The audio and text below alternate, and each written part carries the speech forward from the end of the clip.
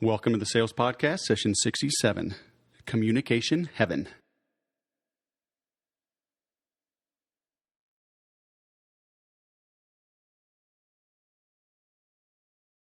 Welcome to the 67th edition of the Sales Podcast. I'm your host, Wes Schaefer, the Sales Whisperer. Today we've got communication expert, Mr. Bill Stierle. He and I met a couple of months ago. We were speaking at the same event, and his take on the whole Myers-Briggs DISC assessments is something I'd never seen before. He uses a tool called the Herman Brain Dominance Instrument, HBDI.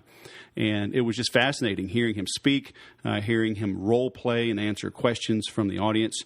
When I learned and mastered these personality types, when I learned what my own style was, my communication preferences, when I learned how to identify that in others, and when I learned how to adjust my selling style to their buying style, that's when my business really took off. So that's why I wanted to have Bill on today's podcast. So in line with the communication style, I've got a pretty good little funny for you based on communication. And there was a woman and a man that were before a judge, and they were wanting a divorce. And so the judge was interviewing the lady, and he said, "What are the grounds for your divorce?" And she replied, "Oh, about 4 acres and a nice little home in the middle of the property with a stream running by." "No," the judge said. "I mean, what is the foundation of this case?" "Oh, it's made of concrete, brick, and mortar," she responded. "No," said the judge. "What are your relations like?" "Well, I have an aunt and an uncle living here in town. My husband's parents live nearby, too." The judge was frustrated. He says, "Do you have a real grudge?" "No," she replied. "We have a 2-car carport and have never really needed a garage." "Please," the judge tried again, "is there any infidelity in your marriage?" "Oh, yes. Both my son and daughter have stereo sets. We don't really necessarily like the music, but the answer to your question is yes." "Ma'am, does your husband ever beat you up?" "Oh, yes," she responded. "Every day of the week except on weekends. He gets up before me and goes to work." Finally, in frustration, the judge asked, "Lady, why do you want a divorce?" Lady said, "Oh, I don't want a divorce. I've never wanted a divorce. My husband does. He says he can't communicate with me." If you are married or have ever been married, if you have children, you can relate. But I would say 99%, if not 100% of all arguments, of all fights, of all wars, stem from a lack of communication. You know, there's an old saying that we should seek to listen to understand rather than listen to respond.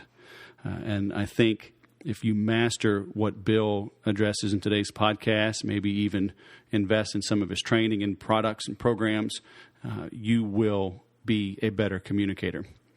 So before we jump in to the actual interview, let's bring up the Sales Podcast Creed, which is, today is my day. I work diligently towards my goals, which are bigger than me. I bite off more than I can chew because only then will I truly know my current limits, and surpassing them becomes my new goal for today. Through education, accountability partners, and bold, decisive action, today will be better than yesterday, and tomorrow will be better yet. I'm ready to produce. And now, my interview with Mr. Bill Stierle. Bill Stierle, corporate culture development, business solutions, personality profile guru. Welcome to the Sales Podcast. How are you? I'm doing great, Wes. How are you doing today? I'm good. Thanks for agreeing to come on the show. For those of our listeners that don't know who you are, would you mind taking a second or two, kind of tell everybody your background, and then we will dive into exactly what you do. Well, thanks a lot, Wes. The biggest thing about my background I'd like people to know is that I specialize in why people think the way they do, as well as why people behave the way they do, and how to really shift limiting beliefs, engage limiting beliefs in order to create accelerated effectiveness and growth in the business process, whether it's sales or marketing or executive team analysis or strategic planning.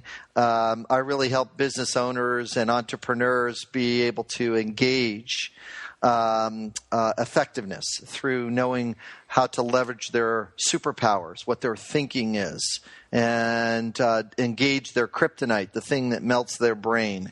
And so those are the things that I really focus on, is help people to understand the difference between something that's a kryptonite element or something that's a superpower element.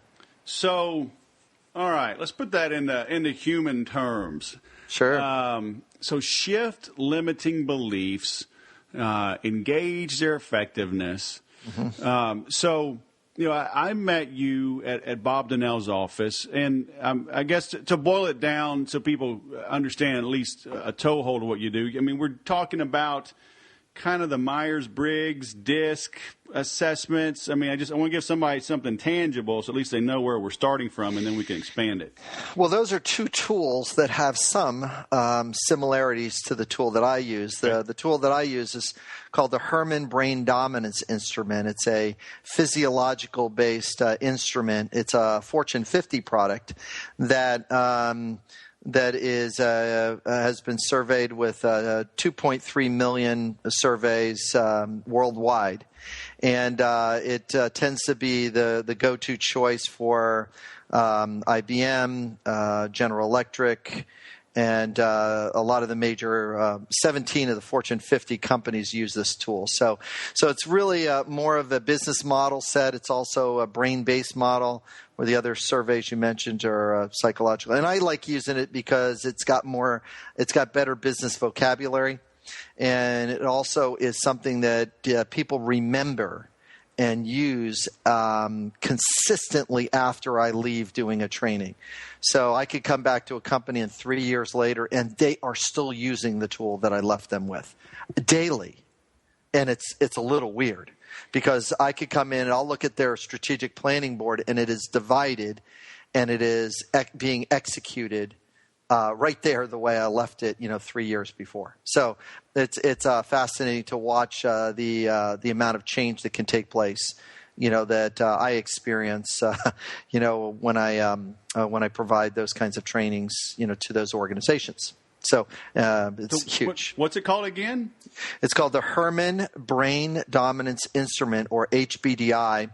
If somebody wants to look at it, they can go to my website, corporateculturedevelopment.com, and there's some information on there, regarding the survey and how to take the survey if they wanted to. It's a 120-question survey that people can take online. Wow. And it takes about 15 minutes or so, 15, 20 minutes. And then I could find out what a person's thinking profile is, and that's called the first cut. There's 3 different cuts of understanding the human experience, and the first cut is thinking.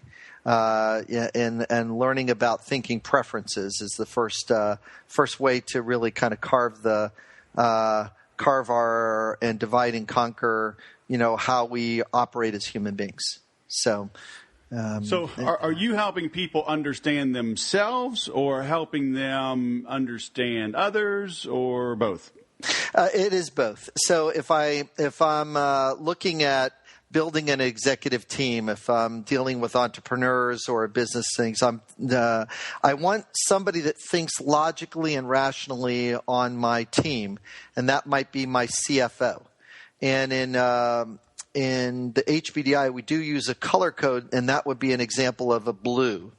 Blue is somebody that's thinking very logical and analytical and fact-based. So whether it's a CFO or an engineer, that thinking style is very different than my vice president of human resources, that's going to think more in red, which is more interpersonal, feeling-based, is going to talk and interview. That's the person that's going to find my talent for me.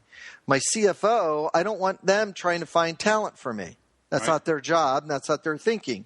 But my VP of HR, they got to talk with people and find out and assess and find out the best talent in the marketplace, interview them, talk with them, because that's their superpower, and that's how they do things in the world. So those are two oppositional thinking styles, or 2 things that are very opposite in their mindset. And those preferences, I want them to hand off to each other in the business setting, as well as somebody that's like my VP of marketing, that's going to be more creative, more entrepreneurial, more risk-taking, and they're going to be more innovative in synthesizing. And in the HBDI, that mindset is yellow, which is very similar to an artist mindset. So an artist is very different than an engineer, or different than a social worker or a VP of HR. Then opposite of that marketing person is my operations person, my COO. This is the person that's going to move things into implementation, that is going to get my product out to the marketplace, that is going to manufacture my product, that is going to be able to take that skill or power that they have in detail, in organizing, in executing things in a timely way, and putting the right address on the label to make sure it's mailed out, and to handle a return. When a customer wants to return something, they are going to be able to have a process in place for what a return looks like, and they're going to be able to deal with those details. And that's what they're going to do. That's what their executable item is. So in our system, it's green is that thinking style. So I've got a blue logical thinker. I've got a green organized thinker. I've got a red interpersonal thinker. And I've got a yellow holistic thinker. I want those four. And when I'm building an executive team, I want to look for those four superpowers in order to build or leverage what those different thinking styles are. I want to be ready to go and know what those are. So I want to come back to that in a minute for our listeners that are like business owners that need to do that. But for our salespeople out there, when I first got exposed to this, and I haven't gone through the HBDI, but I've gone through Myers-Briggs, I've gone through DISC a lot. And so I understand kind of the four styles, but as a salesman, where I'm not doing any of this shipping, HR, I'm just out there blowing and going, trying to connect with people, befriend gatekeepers and receptionists, win over executive assistants, get a decision maker on the phone, get them to agree to see me, but this was always, as we talked about when I met you, this was always hard for me. It took me a long time to really internalize this skill set, understanding personality types, understanding myself. So what could like that individual salesperson, how can they use this knowledge? Obviously we want to send them to your site, corporateculturedevelopment.com, and take the quiz at first, the questionnaire, because they have to understand themselves, right? But what's something they could look at right now? They're driving in the car. Maybe they're driving to an appointment as they're listening to this right now. What could a salesperson leverage here to maybe make a connection today from this knowledge? Oh, well, that's great. I love doing things in real time. Be ready. The first thing I do to get them used to it is be ready for the 4 different questions that the prospect is going to be asking.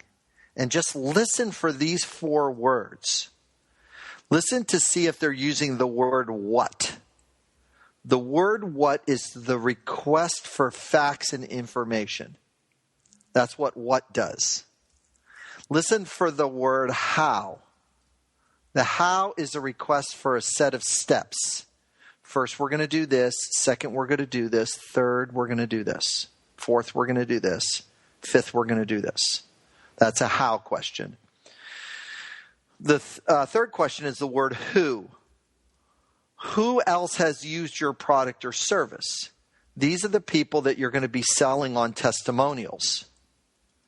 So the what question, you're selling on facts. The how question, you're selling on that I have the steps and they're easy to use. The who question is, I'm selling on testimonial. And then the why question is the fourth question. I'm selling on future impact. I can't believe the number of salespeople that I interface with that don't listen to the questions that I am asking. Mm-hmm. And the question I'm asking, if I'm asking a what question, I am listening for them tracking to this what question that I'm asking. Because if you give me a how answer, or give me a who answer to my what question, that will not work so well.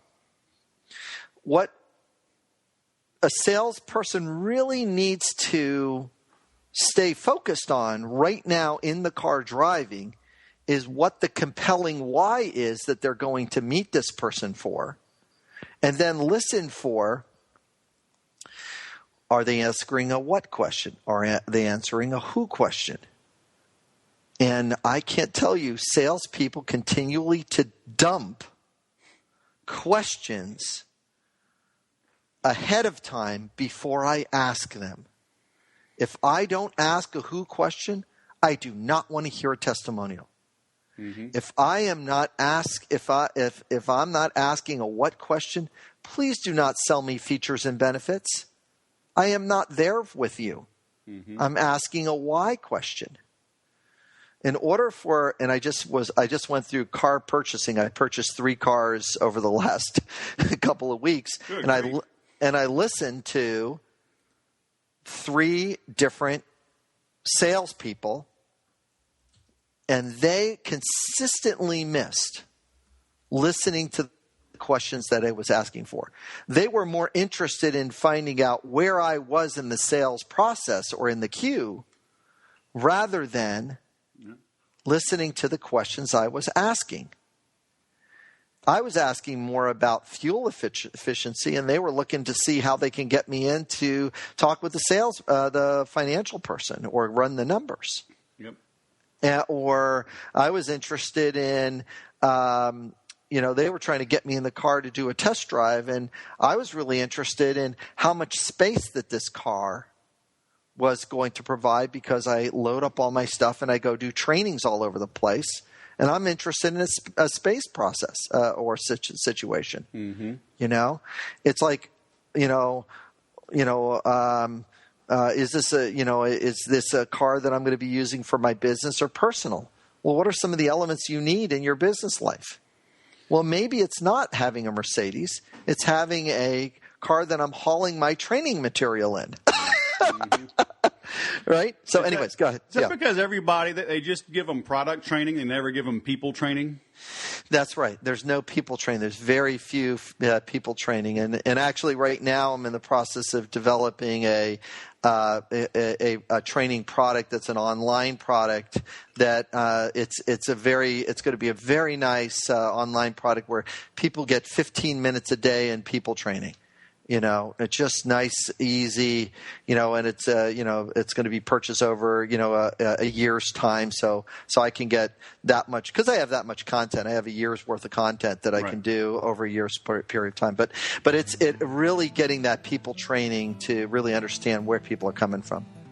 Is this why the expressives like me pull our hair out when we're hanging out with the engineers?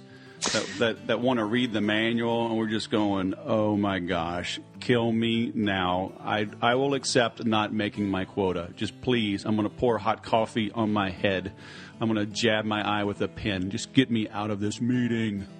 Right. And that's correct, because as you as an expressive are coming from that more of, in my model is more the red place, is that you're trying to have this interpersonal discussion, and they're just looking for facts and information in order to meet their need for efficiency and their need for information. And a lot of times I just want to hand them the manual, for God's sake. Yep.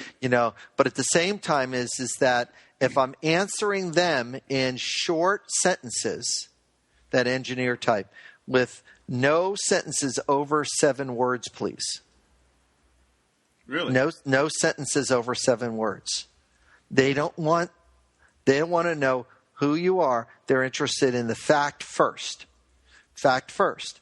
And if I give them the fact first, what's the mileage? Da-da-da-da-da-da. Is that a higher mileage than you would like or a lower mileage than you would like? Well, it seems like everybody has these mileages, and yeah, I'm interested in a higher mileage than that. Oh, in other words, and this is a little problem with our our beliefs, our belief system is that Toyota said, "Oh, I'm going to advertise 70 miles per gallon with the Prius." Do you know how they immediately claimed the market space by doing that? They completely got way ahead of the curve. Right. And drug the industry where it needed to belong, because they got out of the. Did Saturn do that? No, they're gone. Right. No, they tried to run in the pack. I don't want to be in the pack. I'll take one of my product lines and run it out, and look where it's gotten them. Anyways, so it's what is the client's needs? What are the client's real needs? So is it okay? Because I like the way you kind of. I was going to ask you, and you went through it naturally. Answer their question. But then I always say, as a salesperson, whoever is asking the questions is in control of the conversation. And so I like the way you said, it's 7 miles or, whatever the answer, is that okay? Or was that what you were looking for? Is that what you would hope for? So is it all right to, I guess we can still stay in control of that engineer type. But we just have to be a little more subtle about it, right? That's right. There's got to be a follow-up. Is that enough information for you? Is there another piece of information you're looking at? If they're asking an information-based question, you want to meet their need for information. So, like if I'm talking, so this is talking to how to sell to that type. So there, let's see. Yeah. So like, for example, with the blue type, they're going to spend time on analyzing, rationalize, or they're going to keep their eye on the bottom line. Whereas the visionary thinker is trying to strategize, looking for innovation, and I'm having my eye on the long term. Mm-hmm. So my marketer, my visionary, my artist, my creative is looking to anticipate. Whereas my engineer, they're looking to be convinced through clarity, information, and understanding. 3 of the most valuable words from the blue preference set are, am I meeting the need for information? Am I meeting the need for clarity? Am I meeting the need for efficiency? Am I meeting those needs? Am I meeting the need for understanding? And then they'll buy. And those are all the blues? Those are all the blues. Okay. So the yellows are going to be a little bit different. They're going to looking for that strategize. They're going to hop around in the sales process. They're going to jump around from idea to car to car to car to product to product to product. They're going to think that there's something better in the marketplace. We want to show them that our product is one of the best or is in alignment with what our competitor is doing, and then lead the questions there. So we're going to lead the question, this is why this is innovative. This is how this is going to impact you in the long term. So would you say, like in the blues, these engineer types, we have to lead them maybe more subtly to help them find their own answer, whereas like the yellows, we almost have to more forcefully, obviously, more firmly close them, versus the blues that we kind of have to help close themselves? Yeah, they're going to close through the process. Yellows are going to be closed through the process of anticipation, whereas blues are going to be closed through the process of convincing through information and data. So I'm going to convince you that there's no question factual question that I don't have or I can't find for you instantly. And when I go find it, it doesn't mean that I don't know it. It means I don't know the level of detail that you're asking for. Right. And then they feel confident that they're buying your organization because they're efficient between the handoff between the salesperson and the customer service. Should a salesperson try to educate themselves to handle these engineer types, or should they maybe bring in their own engineer? Let them do the buddy mind, Vulcan mind meld, and then come back in once everybody's happy. Yeah, I recommend you get the engineer type person. If a sales team is really working collaboratively, and many sales teams are not set up this way, which is really disheartening. But if they're working collaboratively, there should be a a percentage split or things like that when one salesperson hands off another salesperson based on thinking type. Or that there's a way that you can get the person over the line because you know that Joe has that more of that mindset that would help to close this client. Instead of, regrettably, in order to meet the need for fairness with salespeople in a car dealership, they're lining up. It's the next person on the line. Same as what's the other one? Timeshare. It's the next person online. This next person online that gets the next person that comes in through the door, and that's not smart. You're trying to meet the need for fairness with the salespeople instead of saying, "No, I got this blue person coming in. I want to meet that customer's need right away. I might as well put them in alignment with, and I can have maybe my red person go in here and be ready for the shifts of where the customer goes." Right. Not to try to, because we're interested in the total organization. And what would it be like if a sales team collectively went to Hawaii, or collectively had the Hawaii trip as the incentive based on everybody getting over the line? Yeah, companies are rarely structured like that. And I've worked in both. I sold mobile homes, and it was just like timeshares, basically. The next one up, we got them, right? It was kind of, it was like car sales, really. And we had an up board. The first guy that got in that day got the first prospect that walked on the floor. And, there wasn't a lot of collaboration. Right. But, I did learn over time. I mean, I got educated on the product so I could answer those analytical types. I didn't like to, but I just learned to listen. I've told the story before, and people were amazed. People would come to the closing table, actually sign documents, and that's the first time they would see the price of that trailer. That's right. That's right. Because they were interested in monthly payments. So like, well, what are your needs? Payments, down payments, number of rooms, yada yada. So as long as we met those needs, they were happy. That's right. Too many salespeople, though, they just want to yap, and they talk themselves right out of a sale, don't they? Right out of the sale. Right out of the sale. And that has to do with somebody trying to sell too much from the red perspective. And the red perspective is that I'm trying to personalize this. I'm trying to connect with the person. I'm going to keep my and if I'm doing it correctly, I'm going to keep my eye on my customer satisfaction, not my trying to meet me as a salesperson's need to communicate. And that's the salesperson putting their need to being heard and their need for communication and their need for connection ahead of the sales process, ahead of the customer's needs. I want to connect, but only in alignment with the customer's needs, not in alignment of my childhood's need to being heard because my parents didn't listen to me. Therefore, this customer comes in and I get another human being to talk to. That's not a strong, powerful play in the sales process. Right.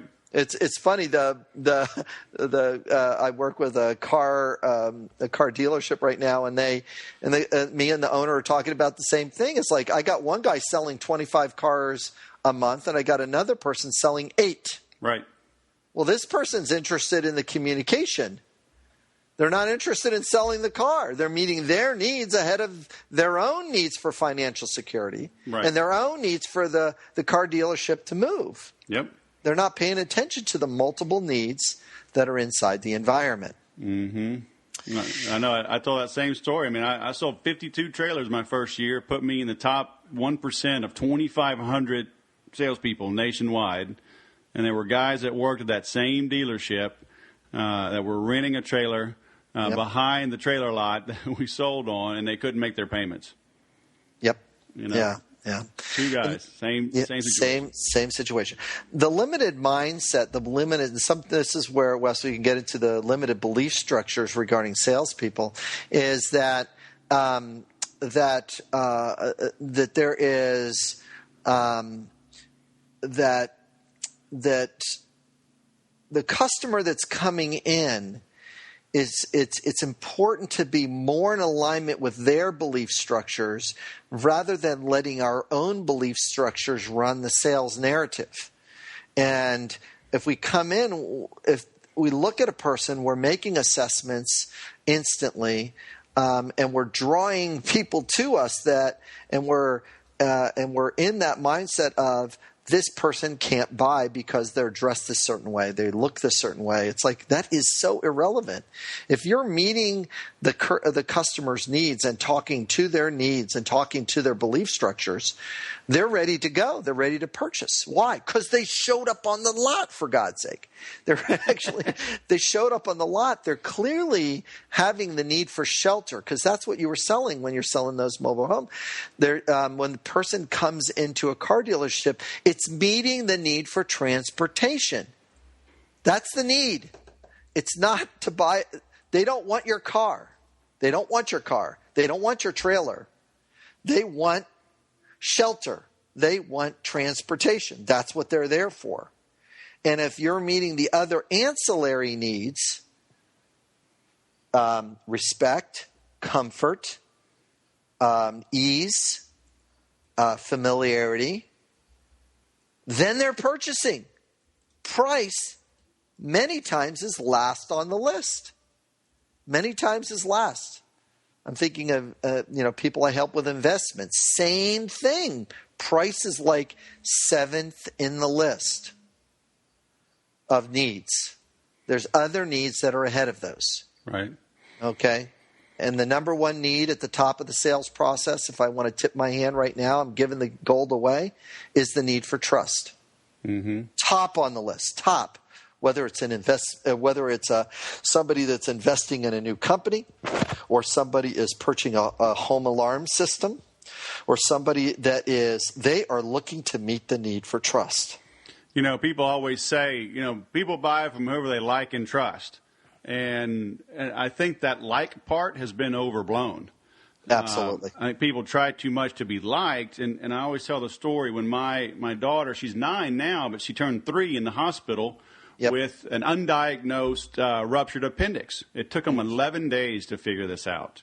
What a nightmare. My wife was 38 weeks pregnant, yep. Stayed 15 straight days in the hospital with her, yep. Right? And the doctor, when they finally brought in a surgeon, she was not very likable, but she was highly recommended. Johns Hopkins educated, well-renowned, and I didn't have to like her. I wasn't inviting her over for Christmas dinner. But I trusted her, right. To operate on my daughter. Right. And now, all things being equal, we all want to be liked. And, I'm not saying go out of your way to be mean, but I'm saying go out of your way to be trustworthy, right? And then likability comes next. Okay, so very important information for you right now. Surgeons are mostly blue thinkers. They're just like engineers. So you kind of have to, who do you want cutting on you? Do you want somebody that you like, or somebody that is efficient and knows how to measure and knows where all the organs are and has been there and done that before? Who am I going to extend trust to? Same thing when I had my surgery. Same thing. I was sitting across and I'm going like, God, this surgeon is so screwing it up from a personality standpoint. But I can really see through that to know that they're skilled and they're effective and they've got some kind of sense of self-trust. They're not really looking at getting trust from me, and they're kind of screwing it up from a sales process. But I'm just noticing that inside them, I'm noticing that they're trusting themselves. Right. And if I'm going to extend trust because they're so damn confident, they're sort of being a butthole in the sales process to get me to get my surgery done. But you know what? I can see that they are in command of this type of surgery. And by golly, I'm good to go. Yeah, I know. Going back though, like to the engineers we talked about, because I sold big ticket items to like Sprint and Google, yeah. and I would always meet with these I mean, there was some type of engineer or a dozen of them that had to put this product and gizmo through its paces, and there was no way I was going to learn this stuff. I mean, we just had this big catalog of gear, with armies of subject matter experts and product development managers, and just word of warning if to salespeople, when you do bring in that engineer to meet with your engineer to meet with their engineer.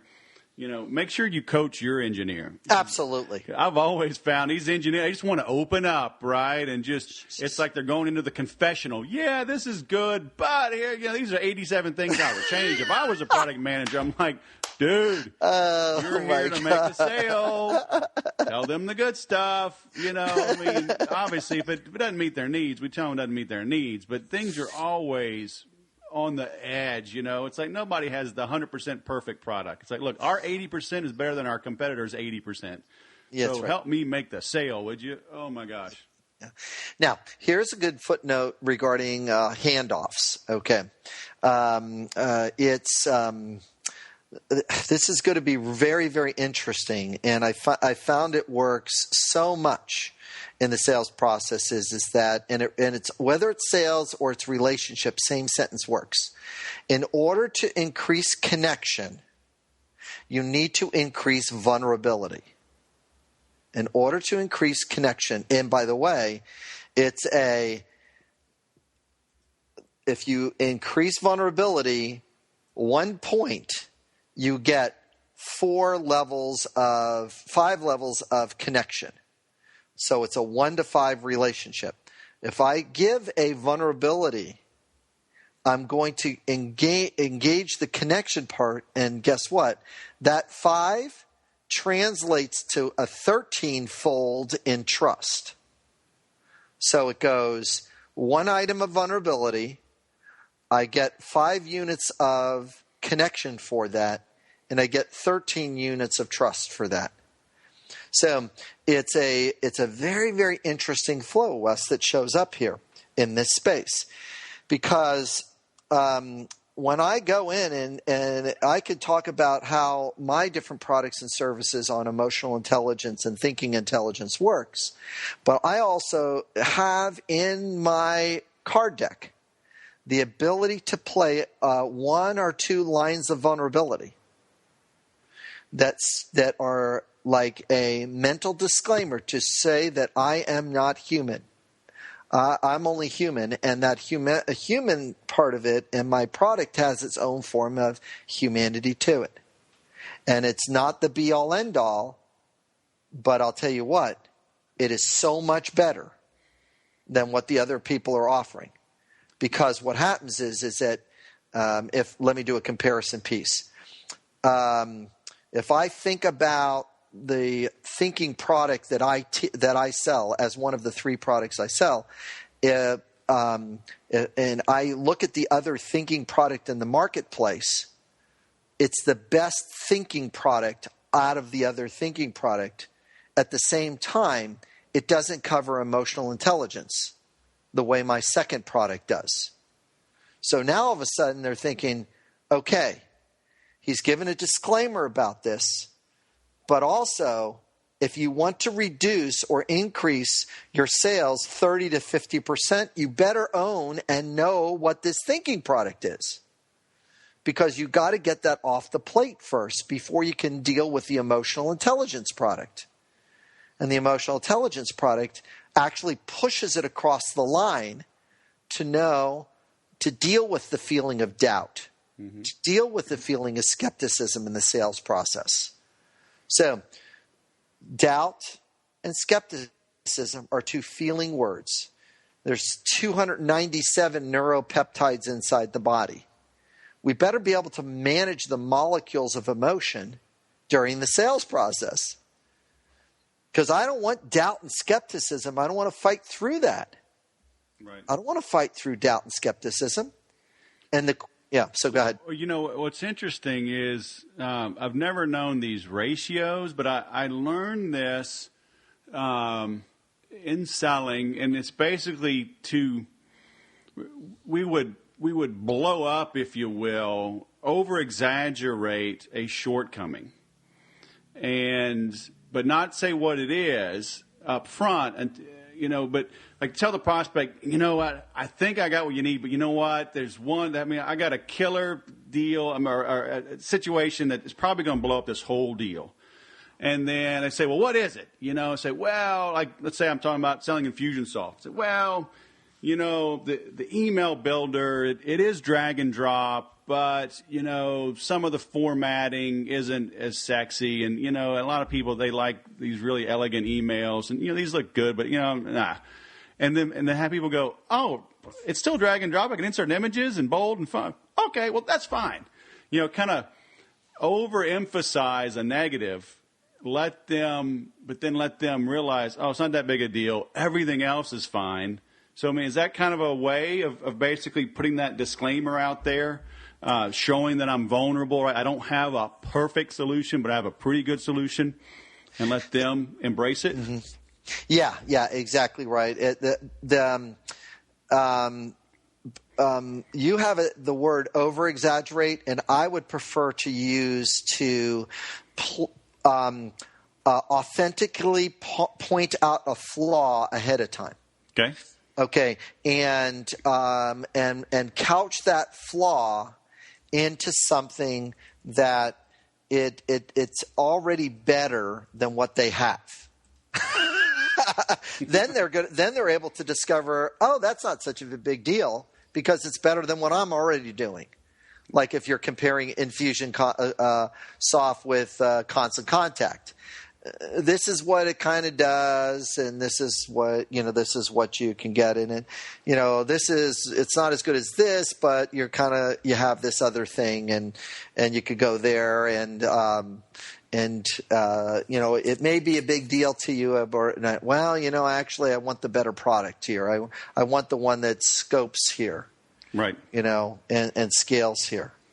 And then things tend to go better.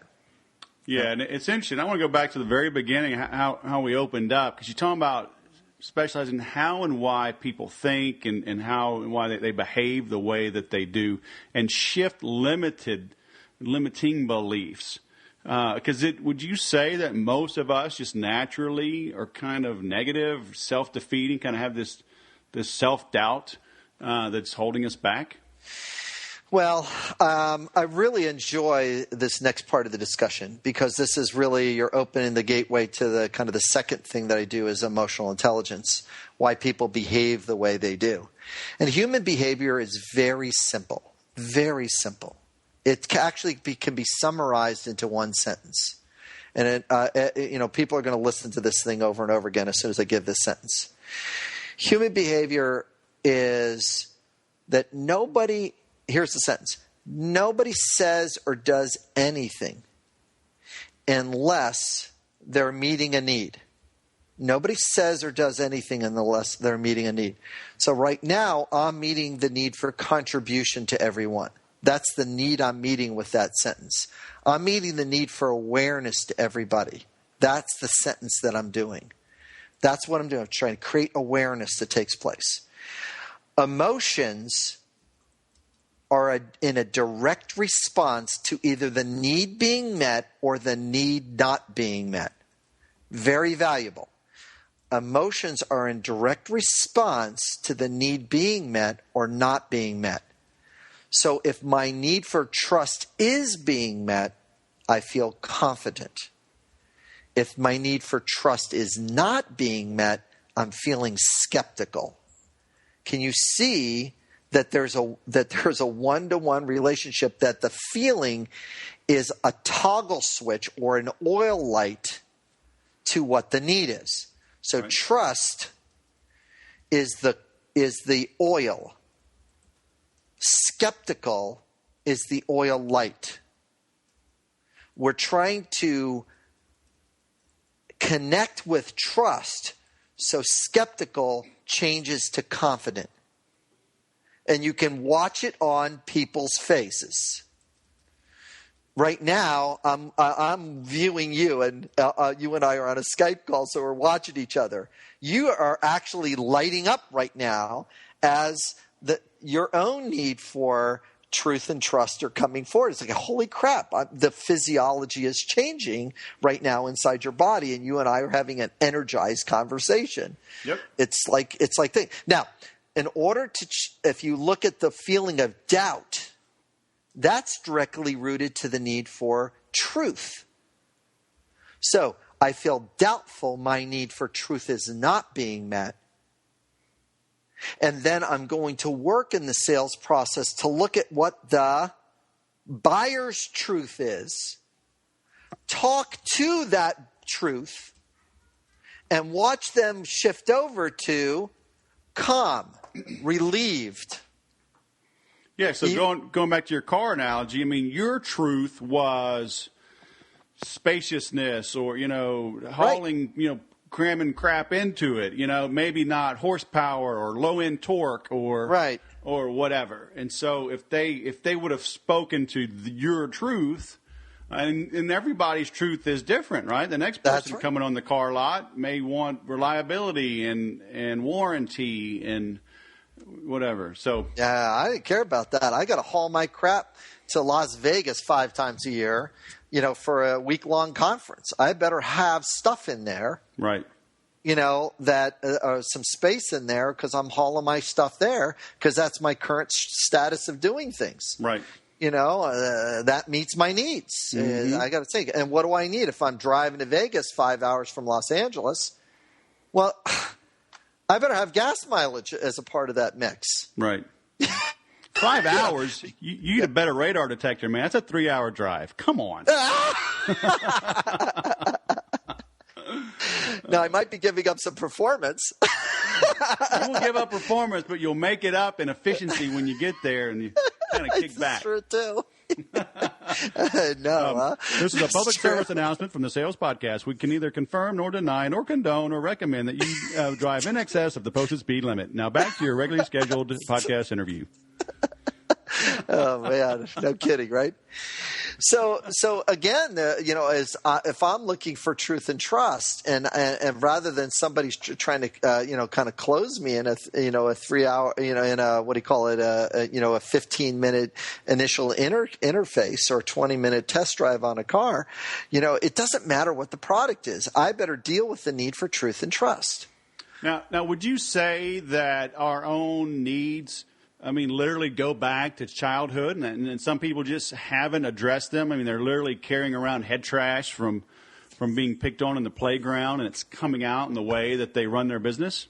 Yeah, absolutely true. There's the part of that is head trash that's going on, and you know what? I'll tell you what, Wes. The brain is built that way, and let me demonstrate it. Right now, I'm going to tap on the front part of my head. This is the part of the blue and the yellow part, or the logical and the future-oriented mind is the front part of the head, okay? So that's going to be my logical centers or my rational centers and versus my future-oriented centers. And this part of the brain has 400,000 connections per micron, okay? 400 pounds. It's the newer part of our brain, the neocortex. It's actually even called that. Okay, the back part of the brain, and I'm taking my other hand and tapping the back part of the brain, is the limbic system. The limbic system has the safekeeping part of the brain on the lower left and the emotional part of the brain on the lower right. So I've got my green safekeeping self and I've got my red emotional self, and I'm tapping the back part of the brain. This part of the brain has 4.3 million connections per micron versus the 400,000 connections on the front part of the brain. Here's the sentence. Emotion and long-term memory always wins over logic and future thinking. And I'm pointing to different quadrants of my brain as you're watching this. Right. The lower right part, the emotional part of the brain, and the lower left part of the brain, the safekeeping part of the brain, or the validated part of the brain in the sales process, always wins over logic and future thinking. You're sitting there with the product or service that can make the person's life wonderful. Yet, you're wondering why you're running into so much resistance. Because the long-term memory or the validated sentences are so much more powerful. They trigger the emotional part of the brain and cause doubt and skepticism to show up.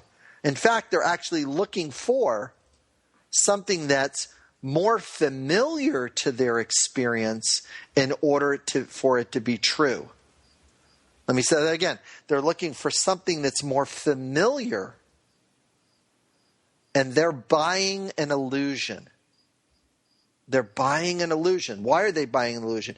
Because it's familiar to them. It happened to me when I was 15, and my friend told me that Toyotas were reliable, or my dad's always drove Chevy, so I'm going to drive a Chevy. That's right, because it's validated. It's not true, but it's validated. Whereas, I heard a fact that 20 years later that 74% of Toyotas are still on the road. I heard that fact. Mm-hmm. So I'm going in because of the longevity of a Toyota. Well, in my selling, and training, I always tell people, first you have to be the same before you can be different.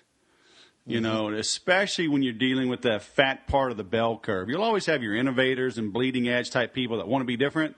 But most people, we always say, give them a hook. Give them something they can hold on to that talks to that familiarity, and then expand how you're new and improved and different and better. Because if you just come in new and improved and different and better, they're like, they're afraid of change, and you're not validated, and you get that resistance, right?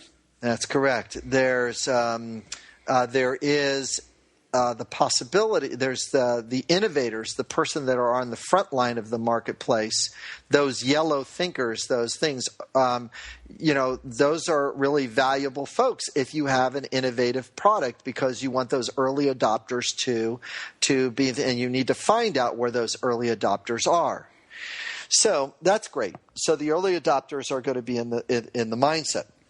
The safekeeping mindset, though, is that I need to trust and have some form of predictability showing up in order for me to write a check about this thing, in order for me to sign the contract, in order for me to be in a relationship with them. So, and if I don't have a good experience about that, I've plunked my check down as an early innovator. But if you've made it too difficult for me, then I'm going to kick out, and I'm going to go to something that's easier. So just to use a product position, I'm an early innovator. I'm a very high yellow thinker as a organizational development consultant. I'm very early on this stuff. So I'm an early purchaser of Infusionsoft. Early purchaser. I paid them money for 6 months. Their product early on was confusing and hard for me as an innovator to use, and they didn't support me in customer development. They didn't make sure I was up and going. They didn't make sure I had some wins. So they lost me as a customer 6 months in. They took my money, and they lost me as a long-term customer. I bounced out to something that was easier, more effective, more efficient, something that made it simpler. It wasn't as effective as their product. It wasn't as robust as their thing, but the damn thing was so hard to use at the beginning. It was tough, but they sold me the innovation. I could see the innovation. Right. But they didn't back it up with red customer service and green implementation. They failed on the delivery, not of the product, but of helping the customer implement their product. Or otherwise, I would be a person that would probably be using their product today, 8 years later, instead of getting, something that I find. Oh my God, you got it 8 years ago? Yeah. Woo. 7 or 8 years ago. So I'm a high innovator. I know that. So they put it in the project. They put it in the thing, but they didn't deliver it. They didn't help me through their own bumps and, problem said, I was looking for the best thing, and I could see where they were going, but they forgot to red and green me in the process. Right. They needed to be on me as an early adopter, because then we wouldn't be having this moment of doubt and skepticism to the viewers that are listening. Say, well, yeah, but then we're going to have a great story of redemption where Bill comes on and says, man, I got Infusionsoft from Wes, and man, my life has changed for the better. Stay tuned, everybody. Right. Right. Oh my gosh. Right. So that's the thing. That's the challenge in the sales process. Is it must be a whole-brained experience. Is that why you're talking about the 4.3 million connections versus 400,000? Is that why we always say people buy emotionally and then rationalize it logically? That's right. They'll buy emotionally, and it's only the emotion is attached to a validated experience. A validated experience. I'm validating the experience. I bought Infusionsoft Potential. They got my early dollars, but lost my long-term loyalty. And I guess the problem we all face, though, is that a, quote, validated experience, I mean, it's a feeling. Like my dad would always say, feelings are not wrong, they just are. So that validated experience, I could say, oh, look, it's really changed. 2 years ago, they came out with a campaign builder. It's all drag and drop now. You've got this Kickstart onboarding process where they hold your hand for the first 30 days, yada, yada. But it's like, that doesn't matter. Because to you, you've been validated because you spent the money, and whether it's totally different from the current reality, it's your reality because you experienced it. Therefore, it is validated. It's true. It's true. It's you can bring the next level of bell and whistle, but until you make right on that early experience. Until they're saying, listen, you spent 6 months with us before. We're going to give it to you for free for 6 months, and we're going to set it all up for you, and we're going to manage it for 6 months. I would go like, you're going to do that? You're going to double down or triple down or quadruple down in that direction to get my loyalty back? Now maybe I'm interested. Instead, by the way, true story. A week ago, they sent me an email. You would be a really good a customer for us. We remembered you as an early customer, and we wanted you to talk to my sales reps. Bull crap. That email pissed me off. It actually irritated me. It's like, you're going to come in and try to go through a sales process with me and try to get me to do all the work again like I spent, early on as an adopter. Your email needed to say something like this. You were an earlier adopter. We really appreciated your ability to extend this. You were with us for 6 months. They've been tracking all that crap. They know they know who I am. I know they know who I am. Listen, here's what we'd like to do for you. We would like to reestablish loyalty, and this is how we want to make it right for you. You dumped the crap of money for us in the mail, and you were fundamental like an early investor. Right. That's how they need to treat me. Sure. Like an early investor. Yep. If they want me back, no, they're expecting me to invest again. Well, it's like you're missing the narrative. Hey, I know people. You just wait and see. Yeah, baby. It's Monday, May 12th, 2014 when we're recording this. Stand by, listeners. Check out an update. Well, hey, we're coming up on an hour. Could you give us some parting words of wisdom? What's a little nugget you'd like people to walk away with after listening to this? I think from a sales perspective, keep in mind that there are definitely 4 different mind processes that are in the process of sales. That there's a selling style that's convincing, another selling style that's anticipatory, another one that's based on connection, and another one is just keeping their eye on the details and just trying to close really quickly. That there's that your purchaser is going through a sequence of those things. They might be starting factual, but then they go down to details. They might be starting visionary, but then they're going towards connection. They're seeing if they're liking. Get out of your selling style and get into their buying style. That's the point of business. And the individual preferences are neither good or bad or right or wrong. There's situational consequences if you're selling from your style, because you are clearly not connecting to the person that's across with you. Right. All right. Amen. And people can learn more about this at corporateculturedevelopment.com, right? Yes. And then I can find you on Facebook at facebook.com/bill.stierle. Stierle. Yep. Well, thank you, sir. Wes, it's been great, man. A lot of fun. It's been fantastic. And everybody, please go back and listen to this about 3 to 37 times. Because if you're a salesperson like me, you're the outgoing type. And, we tend to kind of shoot from the hip sometimes. And these analytical types wear our butts out. As I started to master this, understanding the personality types and the buying styles and the behavior and what I brought to the table and my validation experiences, it changed my life forever. And that's why you're listening to me and we're not listening to you yet. So master this and you will truly become a sales professional.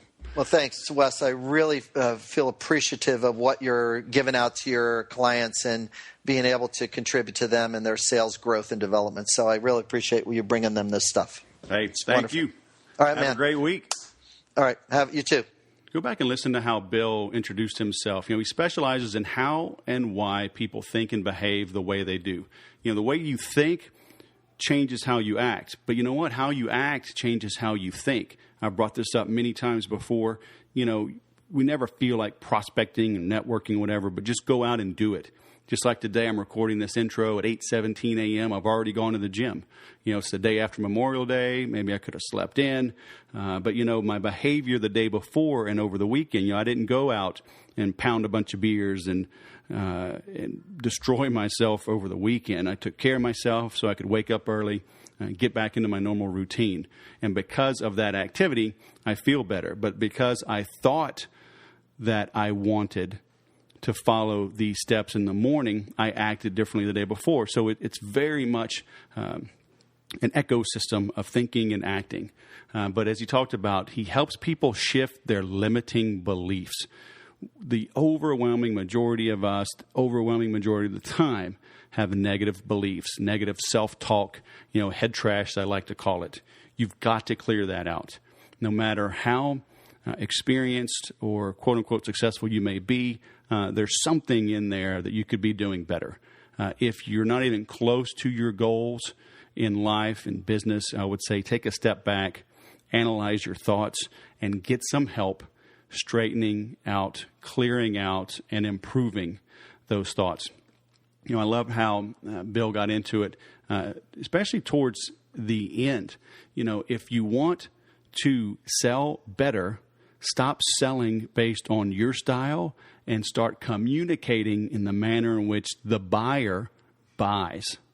And I tell you, I opened with this, but this is the key. This is how I changed my selling career, my trajectory, my path, when I really mastered that. And for me, at least, it wasn't natural. Typical salespeople were outgoing, gregarious types, and you run across these analytical types, and it's just so painful.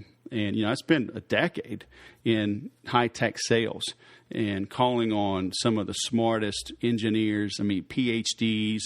I would be in a room, literally, when I was selling to Google, I remember one time there were, I think, 10 of us in the room, and I think there were 7 nationalities represented, and most had PhDs.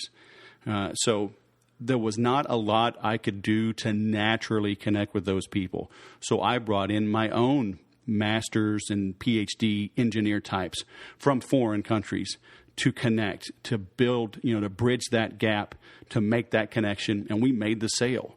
And you know what? A lot of times I was there making introductions, opening the doors, even going out and getting coffee and bringing back sodas.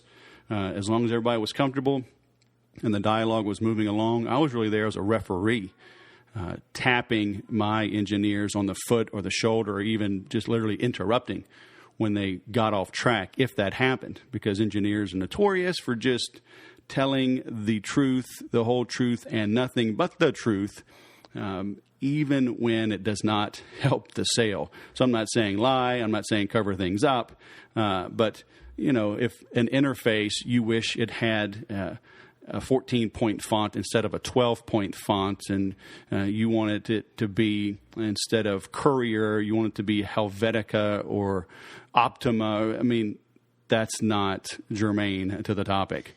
So, sometimes I'd have to pull these engineers back from just rambling on and talking through the sale.